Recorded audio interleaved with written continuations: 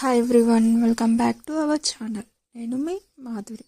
ఈరోజు టాపిక్ ఏంటంటే స్ట్రెస్ అంటే ఏంటి, ఎన్ని రకాలు ఉంటుంది, ఏ కారణాల వల్ల స్ట్రెస్ అనేది వస్తుంది, స్ట్రెస్ని రిమూవ్ చేసుకోవడం ఎలా, స్ట్రెస్ సిమ్టమ్స్ ఏంటి, ఇంకా ట్రీట్మెంట్ అంటే ఏంటి, ఏ ఫుడ్ వల్ల స్ట్రెస్ అనేది తగ్గిపోతుంది, ఏ ఫుడ్ తీసుకోవడం వల్ల స్ట్రెస్ అనేది రెడ్యూస్ అవుతుంది, అండ్ మంచి ఒత్తిడి అండ్ చెడు ఒత్తిడి అంటే ఏంటి అనేది ఈరోజు టాపిక్. ఈ వీడియో చాలా అంటే చాలా చాలా ఇంపార్టెంట్ అండి. చాలా అంటే చాలా చాలా ఇంపార్టెంట్. స్కిప్ చేయకుండా చూడండి. స్కిప్ చేస్తే మాత్రం సరిగా అర్థమవుతుంది. అందుకే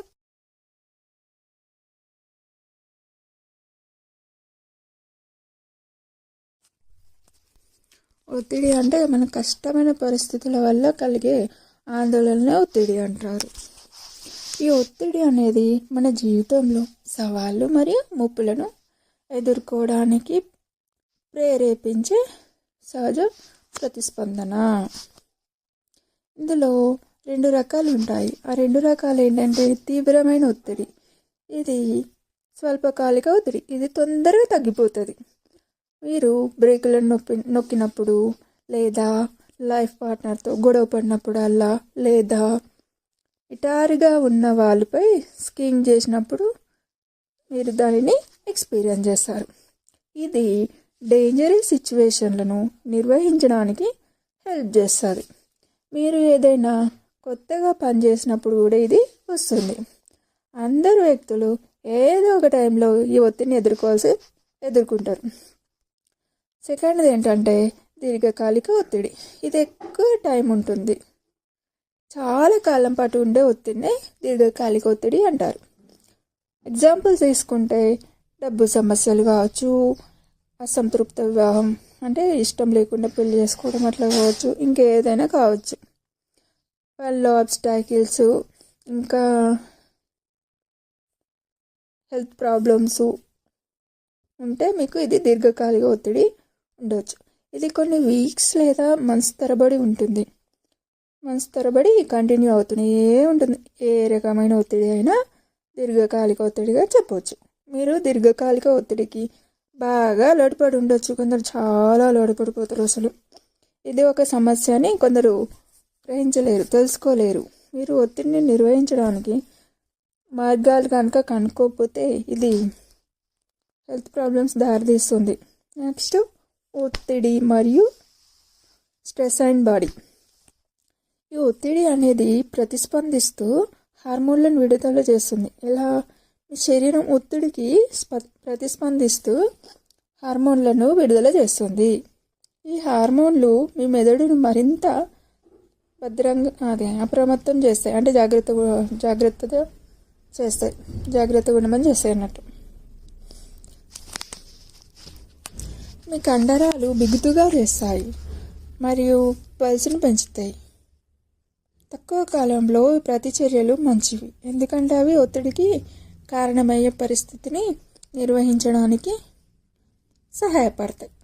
ఇది శరీరం తనను తాను రక్షించుకునే ఒక మార్గం. మీకు దీర్ఘకాలిక ఒత్తిడి కనిపించినప్పుడు ఎటువంటి ప్రమాదం లేకపోయినప్పటికీ మీ శరీరం అప్రమత్తంగా ఉంటుంది, అంటే జాగ్రత్తగా ఉంటుందని. మెల్లమెల్లగా టైం గడుస్తున్న కొద్దీ ఇది మిమ్మల్ని హెల్త్ ప్రాబ్లమ్స్ గురి చేస్తుంది. అందులో కొన్ని తీసుకుందాం. ఒకటి బీపీ, ఇంకా హార్ట్ ప్రాబ్లమ్స్, ఇంకా డయాబెటీస్, ఉబ్బకాయం, ఆందోళన, ఫేస్పై పింపుల్స్ వస్తుంటాయి. అంటే టెన్షన్ పడినప్పుడు నార్మల్గా పింపుల్స్ వస్తుంటాయి కదా, అంటే బ్లాక్ స్పాట్స్ కూడా వస్తుంటాయి కదా, ఇలాంటివి. ఇంకొకటి పీరియడ్స్ ప్రాబ్లం. ఆడవాళ్ళలో పీరియడ్స్ ప్రాబ్లమ్స్ కూడా వస్తాయి. మీకు ఇప్పటికే ఏదైనా ఆరోగ్య సమస్య ఉంటే దీర్ఘకాలిక ఒత్తిడి దాన్ని మరింత ఎక్కువ చేస్తుంది. చాలా ఎక్కువ ఒత్తిడికి సంకేతాలు ఏంటో ఇప్పుడు తెలుసుకుందాం. ఒత్తిడి అనేక రకాల body and physical and mental లక్షణాలకు కూడా కారణమవుతుందని. కొన్నిసార్లు ఈ లక్షణాలు ఒత్తిడి వల్ల వస్తాయని తెలుసుకోకపోవచ్చు. స్ట్రెస్ మిమ్మల్ని ప్రభావితం చేస్తుందని సూచించే కొన్ని సంకేతాలు ఇక్కడ ఉన్నాయి. ఒకటి ఏంటంటే విరేచనాలు లేదా మలబద్ధకం. ఇంకొకటి మతిమరుపు. స్ట్రెస్ వల్ల మతిమరుపు కూడా చాలా వస్తుంది. అసలు తరచుగా బాడీ పెయిన్స్ వస్తూ ఉంటాయి. ఇంకొకటి తలనొప్పి. ఇంకొకటి ఎనర్జీ సరిగా ఉండదు, దేనిపై కూడా మనకి ఇంట్రెస్ట్ ఉండదు, ఏదైనా పని చేద్దామన్నా కూడా. ఇంకొకటి మెడనొప్పి కూడా రావడానికి ఛాన్స్ ఉంటాయి.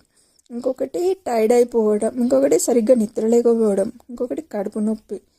ఇంకొకటి రెస్ట్ తీసుకోవడానికి కూడా అసలు వాళ్ళ వల్ల కాదు. అసలు కొందరు మెడిసిన్స్ యూజ్ చేస్తారు. ఇంకా బరువు తగ్గడం లేదా పెరగడం. ఒత్తిడికి కలిగించే కారణాలు ఏంటంటే ఒక్కొక్కరికి ఒక్కొక్క విధంగా ఉంటుంది కదా, డిఫరెంట్గా ఉంటుంది. మంచి సవాళ్ళ నుండి చెడు సవాళ్ళ వరకు కూడా ఒత్తిడి దారితీస్తుంది. అందులో కొన్ని చూసుకుందాం. వివాహం చేసుకోవడం లేదా విడాకులు తీసుకోవడం, దీనివల్ల కూడా ఒత్తిడి ఫుల్గా వస్తుంది. ఇంకా కొత్త ఉద్యోగాన్ని ప్రారంభించడం, అంటే కొత్త జాబ్, సడన్గా జాబ్ చేసుకుంటాం కదా, అంటే జాబ్ అవసరమే అనుకోండి. కొత్త జాబ్లో కూడా కొంచెం టెన్షన్స్ ఉంటాయి కదా, అంటే ఫస్ట్ ఉంటాయి కదా. ఇంకొకటి మన ఫ్యామిలీలో ఎవరైనా మరణించడం లేదా ఫ్రెండ్స్ అట్లా ఎవరైనా కావచ్చు. సడన్గా వాళ్ళ చనిపోయారనే మాట వింటే ఎలా ఉంటుంది?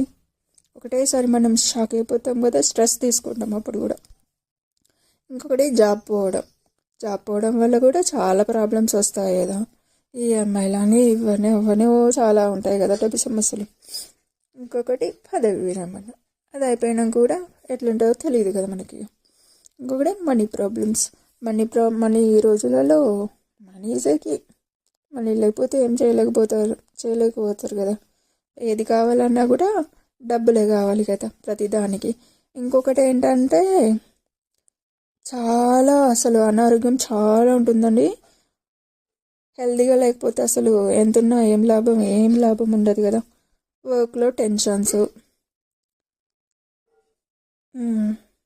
టెన్షన్స్, ఇంక ఇంట్లో సమస్యలు, ఇవి రెండు ఒకే పర్సన్ కుండా మాత్రం నరకమే. ఇక ఒత్తిడి మంచిది లేదా చెడదని తెలుసుకుందాం. మంచి ఒత్తిడి స్వల్పకాలికం మరియు అది మిమ్మల్ని ప్రేరేపిస్తుంది. మంచి ఒత్తిడి అనేది కొంతకాలమే ఉంటుంది, అది మనల్ని ప్రేరేపిస్తుంది, శక్తిని కూడా కేంద్రీకరిస్తుంది మరియు మన వర్క్ను పెంచుతుంది. అయితే చెడు ఒత్తిడి అనేది మాత్రం బాగా టైర్డ్ అయిపోయేలా చేస్తుంది. ఇది ఆందోళనలకు గురి చేస్తుంది అండ్ ఆరోగ్యానికి కూడా చాలా హానికరం. చెడు ఒత్తిడి అనేది ఆందోళన, గందరగోళం, అది మన కాన్సన్ట్రేషన్ కూడా లేకుండా చేస్తుంది. మళ్ళీ పనితీరు కూడా తగ్గడానికి దారితీస్తుంది. వర్క్ సరిగ్గా చేయలేము కదా, సరిగ్గా లేకపోతే. ఒత్తిడి అనేది చాలా ఉంటే అస్సలు వర్క్ చేయలేము, చేయాలన్నా కూడా ఇంట్రెస్ట్ రాదు. మళ్ళీ ఓవర్ థింకింగ్ అనేది ఎక్కువ పెరుగుతుంది. ఏం జరుగుతుందో ఏంటో అనేది చాలా భయం వేస్తుంది కదా. మానసిక ఒత్తిడికి గురవుతున్నారా? అయితే అసలు దీని పట్ల అసలు నిర్లక్ష్యం వద్దు. ఎలాంటి దేనికి దారితీస్తుందో కూడా తెలియదు కదా. మొత్తం ఇంపాక్ట్ అనేది మొత్తం మన లైఫ్ పై అండ్ మన మొత్తం హెల్త్ మీద పడుతుంది. ఆ హెల్త్ సరిగ్గా లేకపోతే ఏం లాభం? హెల్త్ కదా ఇంపార్టెంట్ ఫస్ట్. బీపీ పెరిగి విపరీతమైన కోపం వస్తుంది. ఇందులో కొన్ని లక్షణాలు: మనపై మనకు అసలు కాన్ఫిడెన్స్ ఉండదు.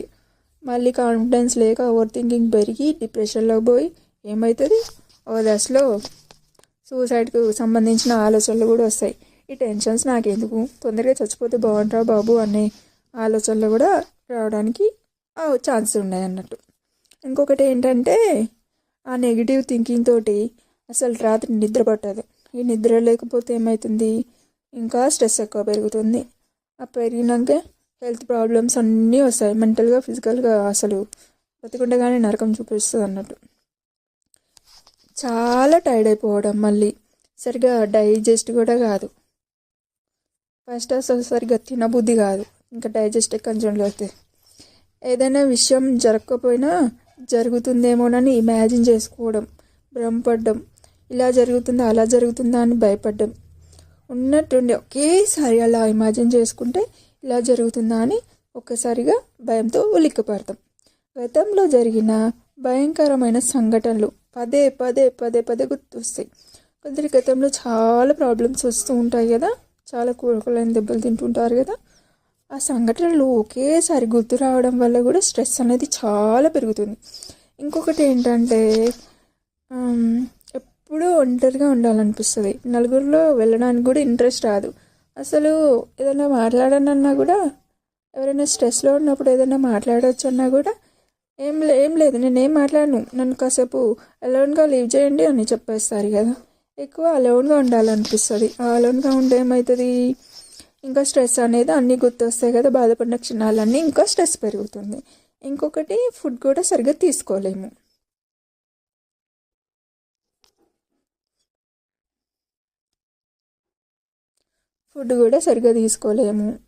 ఇంకా చాలా చాలా ప్రాబ్లమ్స్ వస్తాయి. అసలు చాలా అంటే చాలా చాలా ప్రాబ్లమ్స్ వస్తాయి. కొన్ని ఎదుర్కోవాలంటే కూడా చాలా చాలా ఇబ్బందులు పడాల్సి వస్తుంది కదా. అన్నీ లేనిపోని టెన్షన్స్ తప్ప ఏం ఉండదు అలా చెప్పాలి అంటే.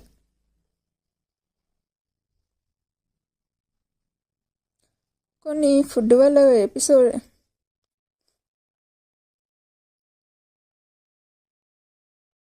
ఒత్తిడి యొక్క లక్షణాలు ఏంటంటే అది బ్యాక్ పెయిన్, తలనొప్పి, దవడ నొప్పి వంటి కండరాల సమస్యలు కూడా వస్తాయి.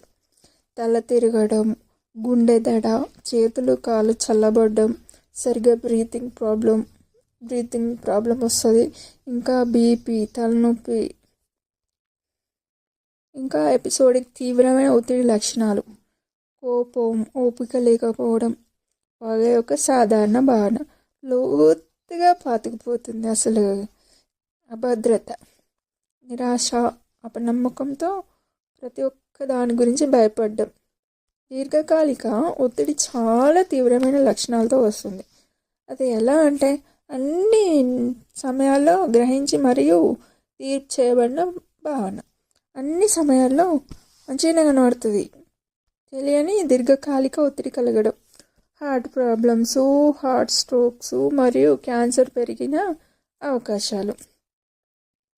దీర్ఘకాలిక ఒత్తిడి వలన కలిగే గంభీరతను ఎదుర్కోవాల్సి వస్తుంది. ఇంకా ఒత్తిడికి ట్రీట్మెంట్ కూడా ఉంటుందండి. ఇక్కడ ఏంటంటే కొందరు మెడిసిన్స్ కూడా యూజ్ చేస్తారు కదా. ఒత్తిడికి నేరుగా చికిత్స చేయడానికి సూచించబడిన ఔషధములు లేనప్పటికీ ఒత్తిడికి సంబంధించిన సమస్యలు పరిష్కరించడానికి మెడిసిన్స్ యూజ్ చేస్తారు. ఇంకోటి ఏంటంటే నిద్ర సరిగ్గా ఉండదు, ఆందోళన, నిరాశ మరియు కడుపు నొప్పి సంబంధిత రోగాలకు ట్రీట్మెంట్ చేయడంపై ఔషధ చికిత్స ఉద్దేశించబడింది. కౌన్సిలింగ్ మాట్లాడడం గొప్ప ఒత్తిడి నివారణ కావచ్చు. శక్తి ప్రవాహాన్ని చేసి మరియు ఒత్తిడిని తగ్గించేందుకు సహాయంగా కాగ్నిటివ్ ఆధారిత చికిత్స మరియు మైండ్ఫుల్నెస్ ఆధారిత ఒత్తిడి తగ్గింపు వంటి పద్ధతులను యూజ్ చేసుకోవచ్చు. ఇంకొకటి ఏంటంటే మెయిన్గా ఇంకా యోగా చేయడం కానీ, ధ్యానం చేసుకోవడం కానీ, ఇలాంటి వాటి వల్ల కూడా ఒత్తిడి తగ్గిపోతుంది. ఇంకా చాలా ఒత్తిడి ఉన్నది అనుకుంటే ఏం చేస్తాం, మన ఫ్రెండ్స్ ఉంటారు కదా, మన ఫ్రెండ్స్ అయినా ఫ్యామిలీ అయినా మనకు ఎవరైనా చాలా క్లోజ్గా ఉన్నారనుకోండి, వాళ్ళతో కొంచెం మన ప్రాబ్లమ్స్ కొంచెం క్లియర్ చేసుకోవాలి అంటే కొంచెం భారం అనేది తగ్గుతుంది అంటారు కదా. మనకు ఏమైనా బాధ ఉంటే అలా చేసేసుకుంటే కూడా కొంచెం తగ్గిపోతుంది. అందరితో చెప్పుకోలేము కదా, మన ఫ్రెండ్స్, బెస్ట్ ఫ్రెండ్స్ కావచ్చు, ఫ్యామిలీలో మన క్లోజ్గా ఉండే వాళ్ళతో ఇలా మూవ్ అవ్వడం వల్ల కూడా ఒత్తిడిని తగ్గించుకోవచ్చు. ఇంకొకటి ఏంటంటే రిక్రియేషన్, అంటే మనం గేమ్స్కి ఇట్లా ఆడతాం కదా, ఈ గేమ్స్కి ఇట్లా ఆడడం వల్ల కూడా కొంచెం ఒత్తిడి తగ్గిపోతుంది. కొంచెం కాన్ఫిడెన్స్ బలపడుతుంది అన్నట్టు. ఇంకొకటి సపోర్ట్ గ్రూపులు, జీవనశైలి నిర్వహణ, మరింత సానుకూల దృక్పథాన్ని తీసుకురావడానికి అనేక నిర్వహణ పద్ధతులు ఉన్నాయి. ఒకటి సపోర్ట్ గ్రూప్, చాలా కాలం పాటు సపోర్ట్ గ్రూపులు అనుభవాలను పంచుకోవడం ద్వారా రిలీఫ్ పొందేలా ఒక గొప్ప వేదికను రూపొందిస్తాయి. వారు సెల్ఫ్ రెస్పెక్ట్ పెంచుకోవడానికి, ఒక వ్యక్తి, ఒక పర్సన్, ఆమె కావచ్చు అతను కావచ్చు, ఒంటరి కాదు అనే భావన గ్రహించేలా చేశారు. వారు ఒకరికొకరు మద్దతు మరియు సహాయం అందిస్తారు. ఒక అభిరుచిని ఎంచుకోవడం, మనకి ఏది నచ్చిందో దాని మీద కొంచెం ఎక్కువ ఫోకస్ చేయడం. ఇప్పుడు ఏంటంటే ఒకరి అలవాటు అనుసరించడానికి ఖాళీ సమయాన్ని ఉపయోగించి ఒత్తిడి నుండి గొప్ప విరామాన్ని పొందొచ్చు. కొందరికి మూవీస్ అంటే ఇష్టం ఉంటుంది, కొందరికి గేమ్స్ అంటే ఇష్టం ఉంటుంది. ఖాళీ సమయంలో ఏం చేస్తారు? ఖాళీగా ఉంటే ఇది మనకు టెన్షన్స్ ఎక్కువ నాలుగు గుర్తొస్తూ ఉంటాయి కదా, అలా కాకుండా ఖాళీ టైంలో మీకు ఏది ఇష్టమో అది చేసేయండి, సరిపోతుంది. ఇంకొకటి ధ్యానం, యోగా, ఆలోచించడం వంటి ఉపశమన అంటే రిలీఫ్ పద్ధతుల యొక్క సాధారణ ఎక్సర్సైజ్ గమనించడం ద్వారా ఆ వ్యక్తి కూల్ అవ్వడానికి కూడా సహాయం చేస్తుంది. తొందరపాటు నిర్ణయాలు తీసుకోకుండా కూడా నిరోధించవచ్చు వీటి వల్ల. ఇంకొకటి ఫుడ్. ఆ ఫుడ్ కూడా చాలా ఇంపార్టెంట్ అండి. ఆ ఫుడ్ కూడా ఉంటుంది, కొన్ని స్ట్రెస్ని తగ్గించుకునే ఫుడ్ ఉంటుంది. ఆ ఫుడ్ మనం స్ట్రెస్ని తగ్గించుకునే ఫుడ్ కూడా ఉంటుంది కదా. ఆ ఫుడ్ ఏంటంటే almonds, avocado, banana, spinach, fish, oatmeal, tea, oranges, yogurt. ఇంకా ఇందులో స్ట్రెస్ రిమూవ్ చేసుకోవడానికి విటమిన్ సి కూడా యూజ్ అవుతుంది. విటమిన్ సి సిట్రస్, జామకాయ అయినా, ఇంకా pumpkin seeds, avocado, dark chocolate, spinach. ఒక డార్క్ చాక్లెట్ అని కాకుండా నేను డైరీ మిల్క్ చాక్లెట్లు ఇవి కూడా తినేదాన్ని. ఇంకా జెడ్ జెల్లీ కావచ్చు, ఆల్పెన్లిబేలు కావచ్చు, ఏదో ఒక చాక్లెట్ కొంచెం స్ట్రెస్లో అయినప్పుడు అవి తినేదాన్ని. అంటే ఈ చాక్లెట్స్ అనేది ఏంటంటే హెల్ప్ చేస్తాయి, మన మూడ్ స్ట్రెస్లో ఉన్నా కూడా తొందరగా క్యూర్ అయ్యేలా చేస్తాయి. ఇట్లా ఆనియన్ కావచ్చు, ఇంకా గార్లిక్, ఇవన్నీ వైట్ టీ, ఇవన్నీ స్ట్రెస్ రిమూవ్ చేయడానికి ఉపయోగపడతాయి. ఇంకా టర్మరిక్, ఫ్యాటీ ఫిష్, యాపిల్, ఇంకా ఆకుకూరలు, ఇవి కూడా యూజ్ అవుతాయి మనవి స్ట్రెస్ తగ్గించుకోవడానికి. ఇంకా మనం చాలా స్ట్రెస్లో ఉన్నప్పుడు ఏం చేయాలి అంటే మనకు చక్కగా ఏదైనా, ఈ రోజుల్లో నవ్వడం కూడా మర్చిపోతున్నారు కదా, ఈ నవ్వడం వల్ల కూడా స్ట్రెస్ అనేది తగ్గిపోతుంది. ఎలా అంటే మీకు వర్క్ అయిపోతుంది కదా, కొంచెం ఖాళీ సమయంలో ఏం చేస్తారంటే ఏదైనా కామెడీ సీన్స్ చూడండి. ఆ కామెడీ సీన్స్ చూడడం వల్ల కూడా మంచిగా నవ్వుతాం కదా, ఈ నవ్వడం వల్ల కూడా స్ట్రెస్ తగ్గిపోతుంది, మెమరీ పవర్ అనేది ఇంక్రీజ్ అవుతుంది, మన బ్రెయిన్ అనేది షార్ప్గా పనిచేస్తేనే కదా మనం ఏ విషయానికి స్ట్రెస్కి లోన్ అవుతున్నామని సొల్యూషన్స్ అవన్నీ తీసుకురావచ్చు కదా. లేకపోతే చాలా ఇబ్బంది అవుతుంది కదా. అన్ని లేనిపోయిన రోగాలు అన్నీ తెచ్చుకోవడం తప్పేం లేదు ఈ స్ట్రెస్ వల్ల. అందుకే కొంచెం ఫుడ్ మీద కూడా మంచి తినాలి. ఇంకా చక్కగా స్ట్రెస్ లేకుండా ఉండాలంటే చక్కగా 7 to 8 hours నిద్రపోవాలి. ఇంకా స్ట్రెస్ వచ్చింది, కొంచెం నేను స్ట్రెస్ నుండి బయటపడతాగానే కూడా ఉండాలి. ఇంకొకటి ఏంటంటే యోగా చేసుకోవాలి, ధ్యానం చేసుకోవాలి. ఇంకా కిడ్స్తో కూడా టైం స్పెండ్ చేయాలి, ఇంకా నేచర్లో కూడా టైం స్పెండ్ చేయాలి. ఇంకా బర్డ్స్ ఉంటాయి కదా, ఆ బర్డ్స్కి ఫుడ్ పెట్టడం కానీ, ఇంకా బర్డ్స్ని చూడడం కానీ అలా చేసినా కూడా కాసేపు మన స్ట్రెస్ నుండి రిలీఫ్ అవుతుంది.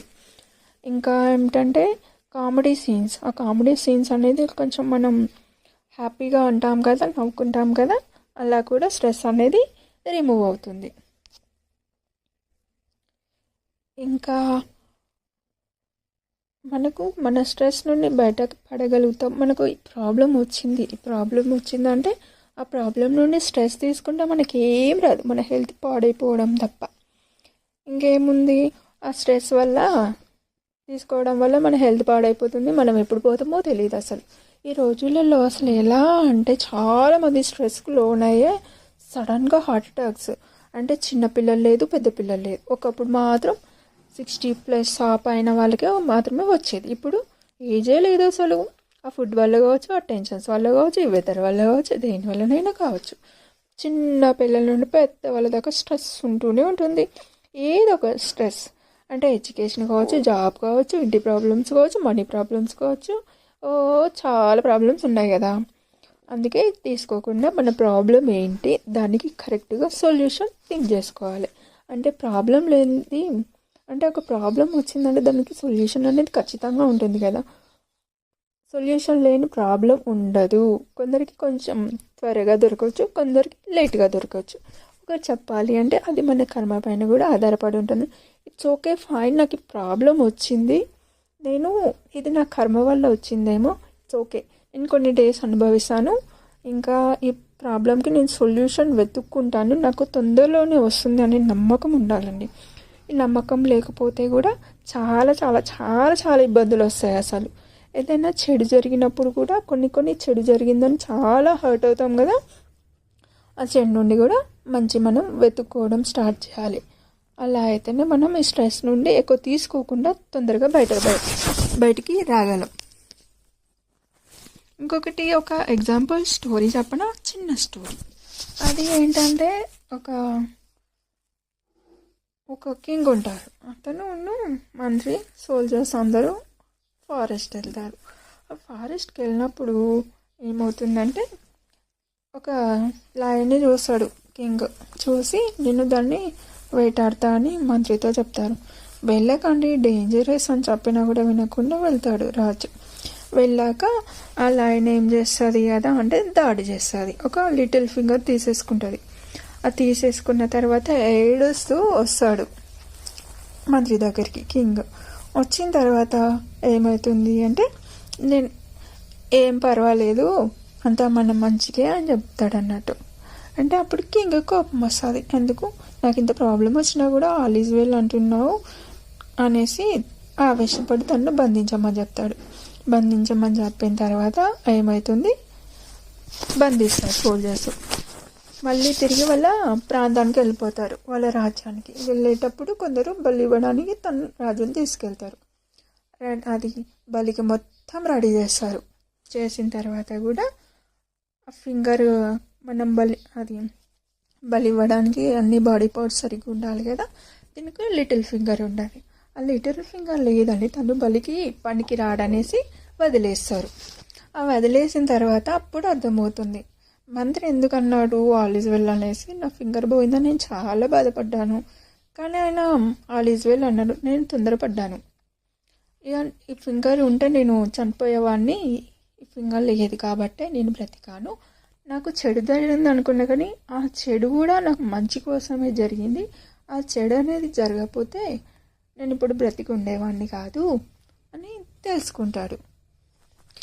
తను వెళ్తాడు మా మంత్రి దగ్గరికి. వెళ్ళేసి ఐఎమ్ సారీ, మీరు అప్పటికి చెప్పారు ఏది జరిగినా మనం మంచిగా అనుకోవాలి అనేసి, కానీ నేను తొందరపడి మిమ్మల్ని బంధించమని చెప్పాను. ఈ ఫింగర్ లేకపోతే నన్ను బలిచ్చేవాళ్ళు, నేను చనిపోయేవాడిని అని చెప్తాడు అన్నట్టు. అది చెప్పిన తర్వాత ఏమవుతుంది, అతను బయటకు వస్తాడు. మన లైఫ్లో కూడా ఇంతే, కొన్ని అనుకోని సిచ్యువేషన్లు వస్తూ ఉంటాయి. ప్రాబ్లమ్స్ ఎప్పటికీ పర్మనెంట్ కాదు కదా, ఏదో ఒక చెడు జరుగుతుంది. ఆ చెడు నుండి కూడా మనకు ఒక లెసన్ అంతే. దాని నుండి కూడా మనం మంచి చూసుకోవాలి, ఏం చేంజ్ చేసుకోవాలి, ఎక్కడ మిస్టేక్స్ అయిపోయాయి అవన్నీ చేంజ్ చేసుకుంటే బాగుంటుంది. ప్రతిదానికి టెన్షన్ పడితే మనం బతామనే నమ్మకం కూడా లేదు, పోతాం, ఆ టెన్షన్స్తోనే పోతాం. అందుకే ప్రతిదానికి టెన్షన్ తీసుకోకుండా హ్యాపీగా సొల్యూషన్స్ వెతుక్కోవాలి. ఓకే, ఇది కొంతకాలమే ఉంటుంది కదా, తర్వాత నాకు మంచి రోజులు వస్తాయనే నమ్మకంతో ఉండాలి. స్ట్రెస్కి లోబడకుండా చక్కగా నిద్రపోవాలి 7 to 8 hours. చక్కగా వాటర్ తీసుకోవాలి, నిద్రపోవాలి, వస్తుందనే నమ్మకం ఉండాలి. పాజిటివ్ థింకింగ్ లేకపోతే బ్రతకడం కూడా చాలా కష్టం, చాలా కష్టం అసలు. పాజిటివ్ థింకింగ్ లేకపోతే కూడా ప్రతిదానికి స్ట్రెస్ తీసుకోకుండా హ్యాపీగా ఉండండి, సొల్యూషన్ వెతకండి, సరిపోతుంది.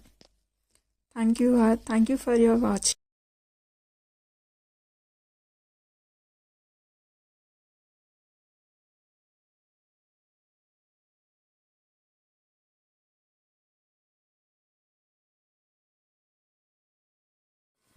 నా వీడియో నచ్చితే కామెంట్ చేయండి. నా వీడియో ఎలా ఉందో కామెంట్ చేయండి. లైక్ చేయండి, షేర్ చేయండి, కామెంట్ చేయండి, సబ్స్క్రైబ్ చేయండి. Thank you for your watching.